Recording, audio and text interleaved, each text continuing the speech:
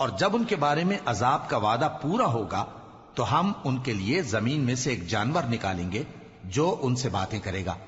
یہ ہم اس لیے کریں گے کہ لوگ ہماری آیتوں پر ایمان نہیں لاتے تھے. اور جس روز ہم ہر امت میں سے ایک بڑے گروہ کو جمع کریں گے جو ہماری آیتوں کی تکذیب کرتے تھے، پھر ان کی جماعت بندی کی جائے گی یہاں تک کہ جب سب آ جائیں گے تو اللہ فرمائے گا کہ کیا تم نے میری آیتوں کو جھٹلا دیا تھا، حالانکہ تم نے اپنے علم سے ان کا احاطہ تو کیا ہی نہ تھا. بھلا تم کیا کرتے رہتے تھے؟ اور ان کے ظلم کے سبب ان کے حق میں وعدہ عذاب پورا ہو کر رہے گا تو وہ بول بھی نہ سکیں گے. کیا انہوں نے نہیں دیکھا کہ ہم نے رات کو اس لیے بنایا ہے کہ اس میں آرام کریں اور دن کو روشن بنایا ہے کہ اس میں کام کریں؟ بے شک اس میں مومن لوگوں کے لیے نشانیاں ہیں. اور جس روز سور پھونکا جائے گا تو جو لوگ آسمانوں میں اور جو زمین میں ہیں سب گھبرا اٹھیں گے مگر وہ جسے اللہ